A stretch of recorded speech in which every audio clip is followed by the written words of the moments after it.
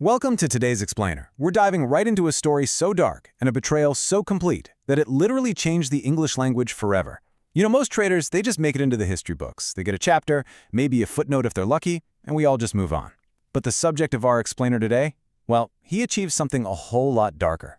His actions were so shocking that he actually made it into the dictionary. We are looking at a man who didn't just betray his country, he sold its very soul. Okay, let's dive into this. The definition of a Quisling is a universal word for the ultimate backstabber, someone who sells their country to an invading enemy. I mean, this isn't just a noun, guys, it's a curse. Back in 1940, a highly respected Norwegian military officer and politician quite literally handed his nation over to Adolf Hitler on a silver platter. By the time World War II ended, his name was completely stripped of its humanity. It wasn't a man's name anymore, it became the absolute universal standard for treason. So how exactly does a person manage to do that? Let's unpack it. Section 1. The Soldier and the Statesman. The Rise of a Zealot. To really grasp the sheer magnitude of this betrayal, we have to look at the stark, honestly unbelievable contrast between his early life and his ultimate legacy. He definitely didn't start out as a villain. On one hand, he was the picture-perfect model citizen. Vidkun Quisling was an absolute star in his early days. He graduated at the very top of his class at the Norwegian Military Academy. He stepped onto the global stage alongside the famous explorer Fridtjof Nansen, doing incredible humanitarian work that helped save millions of people from famine in Russia. He even rose all the way up to become Norway's Minister of Defense. But beneath all those shiny medals and humanitarian accolades was a deeply disturbing, growing darkness. A dark zealot was taking shape.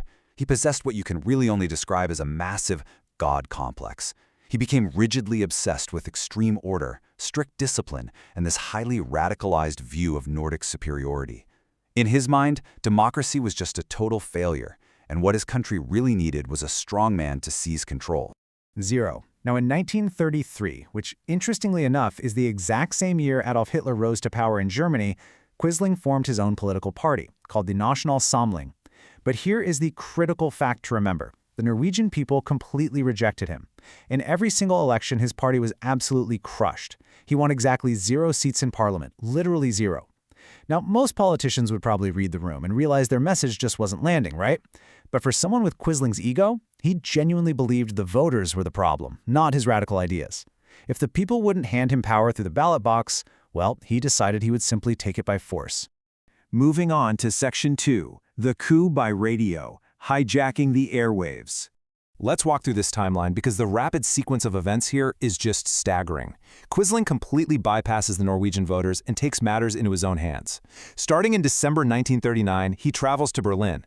But, and this is key, he is not going as a diplomat representing his people. He's going as a salesman. He meets directly with Adolf Hitler and actively pitches an invasion of his own country, promising that his loyal followers will aid the German army. And Hitler? He takes the deal. On April 9, 1940, German warships violently steam right into the Norwegian fjords. The country is thrown into total, devastating chaos. The rightful king and the elected government are forced to literally flee into the harsh mountains just to survive. And while his countrymen are desperately dying on the front lines, Quisling makes his move.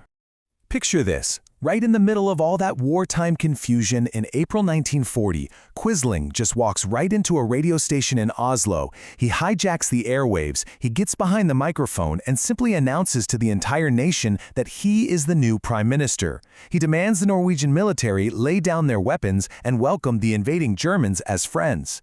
The sheer audacity of this moment is mind-blowing. This was the very first unapproved radio coup d'etat in world history. He had absolutely 0 legal authority. In fact, he shocked even the Nazis. They hadn't actually authorized him to do this. But they quickly realized this power-hungry zealot was the perfect puppet to keep their newly occupied nation in line. Which brings us to Section 3, the Minister-President, the Puppet's Reign. So, the crucial point is, while he officially held the fancy title of Minister-President, everyone knew he was just a puppet for the Germans. But he fully embraced the illusion anyway. He moved into a massive, opulent mansion that he called Gimli, stuffing it with stolen art and surrounding himself with his own paramilitary guards. He was living out his ultimate fantasy of wealth and power. But the terrible cost to his people was vast.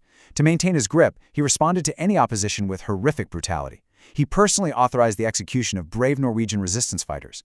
And worst of all, he actively helped the occupying forces round up Norway's Jewish population, sending them to their deaths in concentration camps. He was inflicting unspeakable atrocities on the very people he claimed to be leading. But, the Norwegian people didn't just sit by and accept this. Because openly fighting back was a literal death sentence, they found a really ingenious way to resist. Citizens began wearing simple, everyday paper clips on their lapels. It became this powerful, secret civilian symbol of loyalty to their exiled king and their true government. It's amazing when you think about it. A tiny piece of bent wire representing the quiet, unbreakable defiance of an entire nation against an illegal ruler. Let's compare Quisling's grand fantasy with the actual reality. He styled himself the minister-president, the grandfather of a glorious new Norway. But the reality? The Norwegian public constructed a complete impenetrable wall of silence around him. Every time he went out in public, the citizens treated him as if he literally did not exist. He was treated like an invisible ghost. So despite all the stolen wealth, despite the fancy titles and the Nazi backing, he was completely isolated. He was a king without a kingdom. He had traded the genuine respect of his neighbors for a fake crown made of Nazi gold. Section 4. A name accursed. The final reckoning. Now, what's really interesting about this quote is the pure delusion it shows. Because, of course, all illusions eventually shatter. With the total collapse of the German war machine in May 1945, the sheer level of cognitive dissonance Quisling displayed at the end was staggering. At his trial in 1945, he stated, "I am a misunderstood patriot." Up until the very end, his delusion held strong. When he was arrested, he actually tried to negotiate his way out of trouble, and in front of the court, he honestly tried to argue that his actions had saved Norway from the British. He completely refused to see himself as the villain of his own story.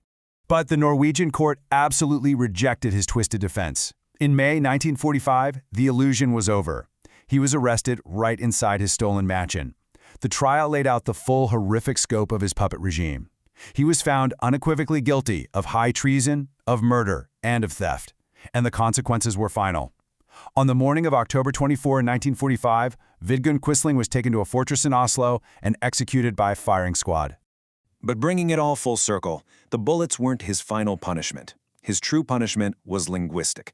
During the war, as news of his radio coup spread, the London Times coined the term Quisling to describe anyone who collaborates with an invading enemy. To this very day, across multiple languages, if you call someone a Quisling, you aren't just calling them a run-of-the-mill liar or a cheat. You are calling them the man who willingly sells his own home to the arsonist. It is a permanent linguistic brand of shame. Which leaves us with a really powerful question to ponder. Vidkun Quisling desperately wanted to be remembered as the heroic father of a new Norway. But his thirst for power resulted in a completely lonely grave and a name literally turned into a curse. So I want to pass this question over to you, as you reflect on the structure of his downfall. Is there anything worse than a Quisling? Or is the betrayal of one's own country, of one's own neighbors, the ultimate sin? It really highlights how the path to absolute power almost always demands the ultimate moral compromise. Thank you so much for joining me for this explainer today. Keep questioning the history around you, and we'll see you in our next deep dive.